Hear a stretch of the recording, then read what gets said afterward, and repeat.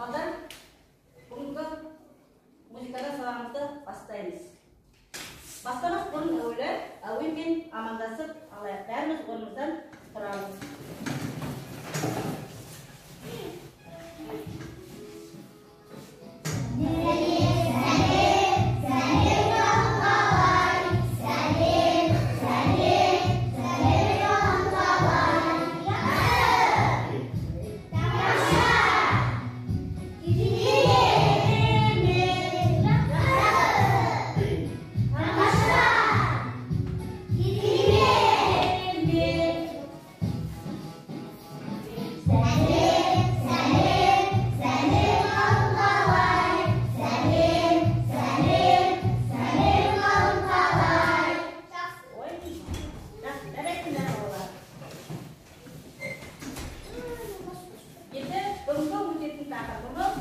Az adamның арқауы. Отырамыз. Дәптер ашып бүгінгі күні жазып қояйық. Ақпанның 8-і.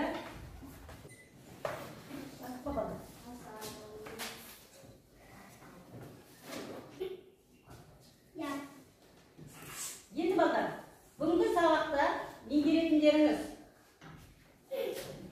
адамның өміріндегі астың маңызды рөлін, дұрыс тамақтанудың денсаулық үшін пайдасы, түсінеміз пайдасын. Түрлі сипатты әндерді жеке, ансамбль және хор құрамында ән айту ережесін сақтап орындаймыз. Кеңес Дүйсекеевтің дастархан әнін үйренеміз және орындаймыз. Түсінді? Иә. Бірінші тапсырма ақпарат іздеу. Ас адамның арқауы дейік қалпын, солай ма? Иә. Сол айтқандай денсаулықты сақтау дұрыс тамақтанудан басталады. Тамақта қоректі заттардың сапасы жағынан адам организмінің мұқтаждықты үлкен қажет етеді. Әсіресе тамақтың нормасын әркім өз мөлшерімен жеу дұрыс. Әркім өзінің мөлшеріне қарап жеу керек. Әрине дастархандағы тағамның бәрін тауыса ішіп жеу ол мүмкін емес. Сол себепті тамақты бойға мөлшерлеп ішіп жеу керек екен. Мұны балдар суретте қандай тағамдарды көрсетесіздер балдар? Адам денсаулығына қажетті дәрумендер бар, солай ма? Осы керекті дәрумендерді осының ішінен тауып дәптерге жазамыз. Қандай тағамдар бар екен? Киви бар, банан бар, апельсин бар, сусындар, қандай сусындар? Шұбат бар, шұбат. Осының ішіндегі осы дәрумендерді дәптерлерімізге жазамыз. Дәптерлерімізге жазалауымыз осының ішіндегі дәрумендерді. Адам денсаулығына қажетті дәрумендерді суреттен қарап дәптерлерімізге жазалаймыз.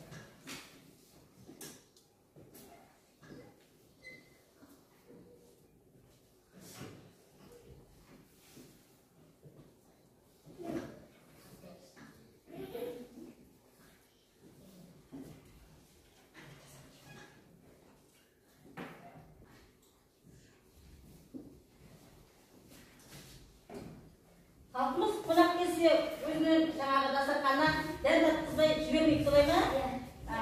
Қонаққа жаңағы ең дәмді деген тағамдарды, өте пайдалы тағамдарды, сусындарды жаңағы столға қоямыз. Денсаулықтың негізі дұрыс тамақтану екенін есімізден шығармауымыз керек. Солай ма балдар? Мысалы, қымыз бұл ауруға ем, сауға қуат, шұбат әрі сусын, әрі тағам. Міндетті балдар суретте ұннан, сүттен, еттен жасалған өздеріңіз білетін тағамдардың атауы бар. Осы жаңа сүттен, еттен, ұннан жасалған тағамдарды дәптерлерімізге жазамыз. Дәптерлерге жаңағы осының ішінен ұннан жасалған тағамдар. Қандай тағамдар бар екен? Бауырсақ бар, сосын нан бар, сосын сүттен жасалған қандай тағамдар бар? Ірімшік бар, көже бар, қаймақ бар, май бар, еттен жасалған пеш бар, мақ бар, қазы бар, қарта бар. Осыларды дәптерлерге жазауымыз. Ұннан, сүттен және еттен жасалған тағамдардың атауы. Жазауымыздар. Ondan sütten және еттен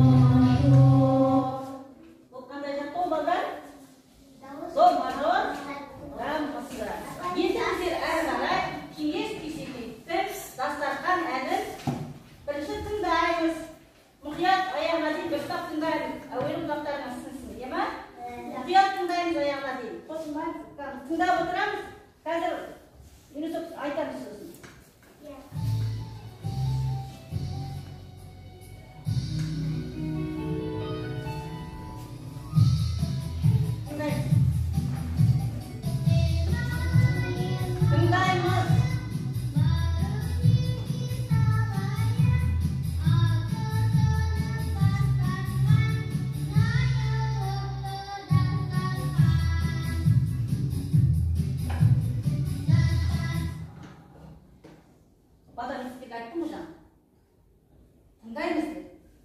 Neге айтқан неге тыңдамайсыздар? Қосылмаймыз, тыңдаймыз. Басылмасақ та қайта тыңдаймыз.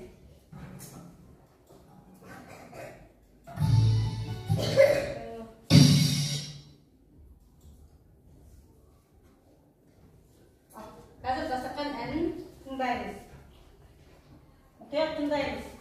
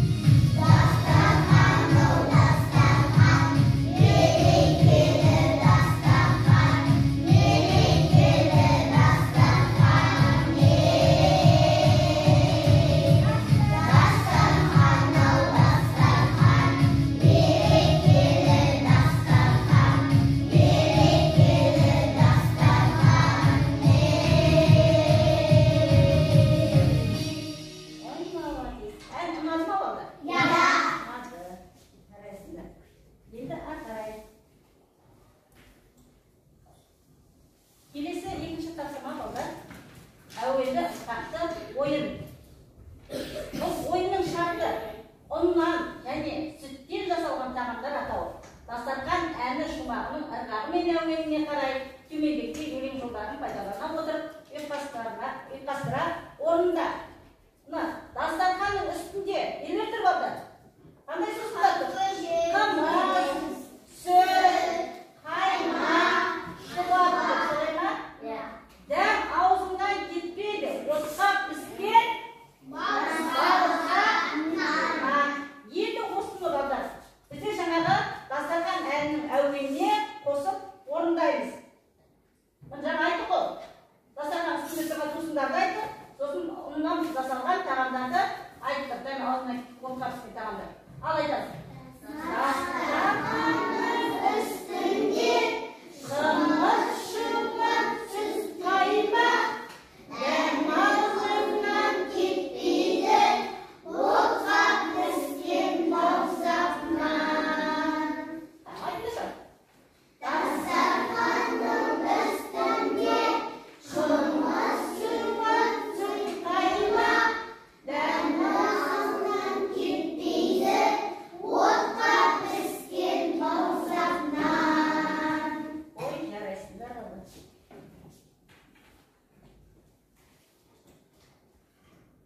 Енді балдар, бүгін біздер қандай ән үйрендік балдар?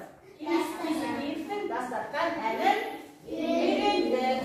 Ұлттық тағамдармен таныстық. Солай ма? Жарайсыңдар балдар. Бүгін сабаққа өте тамаша қатыстыңыздар. Жарайсыздар. Енді сабағымыздың осымен сабағымыз